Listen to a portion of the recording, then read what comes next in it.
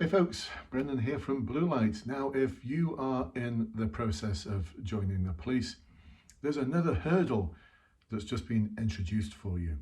Yes, the BSQ, the Behavioural Styles Questionnaire. It's another SIFT that's been introduced by the College of Policing. My guess is to cut down the numbers. So as well as having to do a situational judgment test, you now have to do a BSQ. So in this video, I'm going to talk to you a little bit about what the Behavioural Styles Questionnaire, the BSQ, involves and how to approach it. So there's my scribbly notes on the whiteboard. I'm going to refer to that, guide you through this. And if you're one of my clients, go to the client only Facebook group. This is for those of you who are on the Online Assessment Centre course or the Online Assessment Centre course plus interactive webinars where we get to put it all into practice. You can find the links to those courses below. You can also find a link to the Bluelight Facebook group, which has now got almost 20,000 members in it. Can you believe that? That's a group that you've definitely got to be part of. So in part one, I'm going to talk to you a little bit about what the BSQ involves. In part two, I'm going to give you the guidance on how to answer the questions, the statements like this one. So why is the Behavioural Styles Questionnaire different from the SJT and why has it been introduced? Well, I'll talk to you about why it's been introduced first. I've no idea. I really have no idea. The College of Policing has introduced another hurdle. My guess is this is to sift the numbers down because it's an expensive business marking all of those online assessment centres. Well, it's not that expensive, but when you multiply it by thousands, it all adds up. So for that reason, I believe they've introduced another SIFT. And this means that you could have all the potential to be an amazing police officer.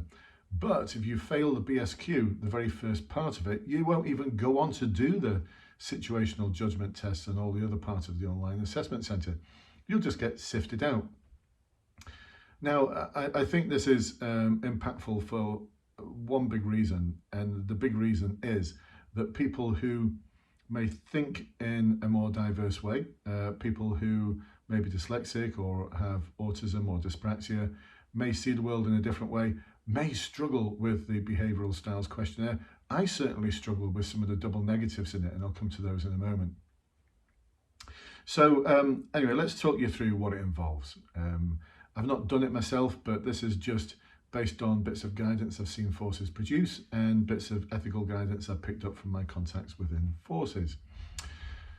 So what they're going to do is they're going to present you with a variety of different statements that define or describe the sort of behaviours that the police are looking for, the sort of attributes and behaviours which are job related. And my guess is one of the first bits of guidance they're going to give you is just be yourself, act naturally, and answer the questions honestly. 3 bits of advice. Just be yourself, act naturally, and answer the questions honestly. 3 bits of terrible advice. Terrible advice. So would I be myself? Would I be all of those things? Absolutely not.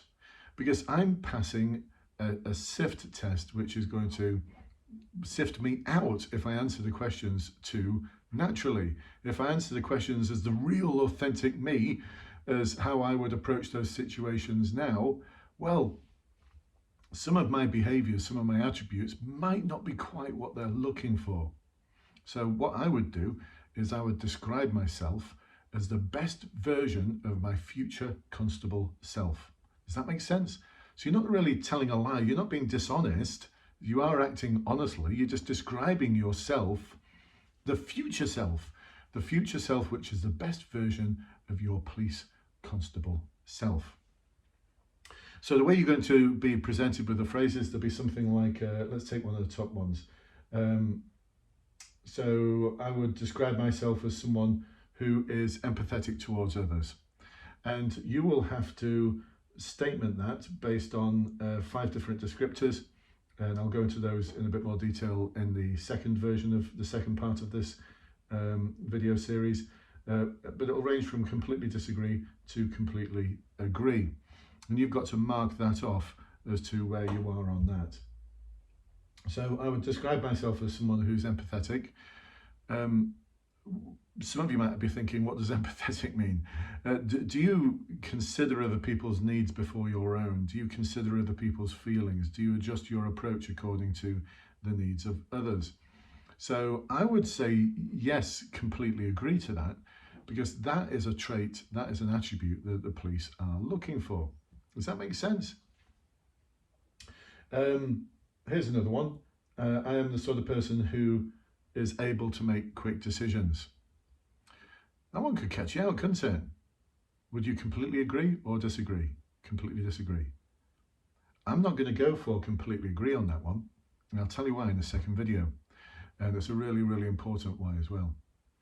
So there's a bit of game playing here, folks. But then again, there's game playing in the whole of the recruitment process, except for the bit where you're in front of real inspectors and real sergeants for those forces who have a final interview or some form of final assessment. Sometimes it's done before the online assessment centre, so it's like a pre-online assessment centre interview or assessment. That's when you're in front of real operational police officers.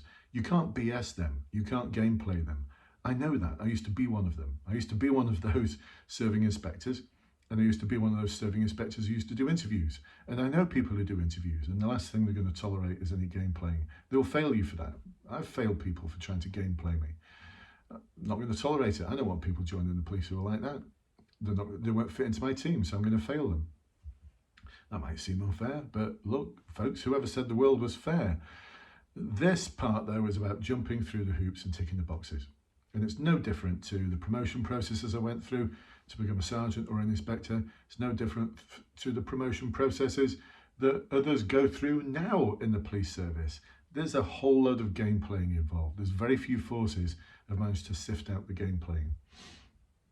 So here's the big one I need you to watch out for. Watch out for phrases which start with I don't, as opposed to I am the sort of person. So I am not the sort of person who does. Then you've got to start thinking about this double negative. Hang on a minute, do I completely disagree with it or do I completely agree with it? I think phrases like that are really unfair. They really mess with my head, I'll be honest. They mess with my head and it turns into just scrambled egg and I can't work it out. I don't know what that means in terms of my neurodiversity, but I certainly can't cope with those sort of double negatives. I suspect I'm the same as everyone else in society. So watch out for those, folks, watch out for those. They might ask you to rank things as well, so there might be some test questions in there to look at. It's a similar question looking at a similar attribute. So are you going to give an answer which is consistent? Or it might be an attribute that's slightly different but close to. So they might ask you to rank in terms of how to what extent you completely agree that you are more of one than the other. So watch out for that as well. I've seen it happen in similar sort of behavioural styles questionnaires. So I don't know if that one's going to exist in this one, but I'd watch out for it and be prepared for it. When it gets to that point, I don't think it's going to make much difference. So there you go, folks. Part one of the video. In part two, I'm going to go through these statements and describe how I would approach each one of them in terms of what the police are looking for, the attributes and behaviours that they're looking for. And my apologies if it seems like I'm teaching you how to play a game, but I am. Yeah, I didn't start it. College of Policing came up with this nonsense. It's a nonsensical process. It's not looking for the right attributes. It's just looking for people who are capable of playing the game called Behavioural Styles Questionnaires.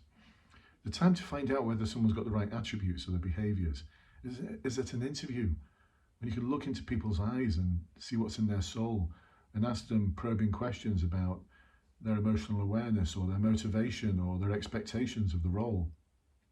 A good hour-long interview, as opposed to an online assessment centre where for several forces you can join the police without actually speaking to anyone. Does anyone realise how nonsensical that sounds? You can join the police without speaking to anyone.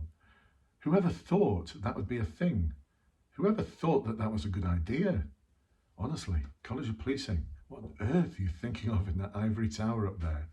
Anyway, I'll get off my soapbox.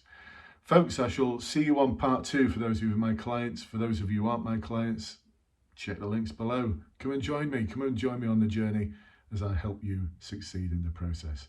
I'll catch up with you soon, folks. Bye-bye for now.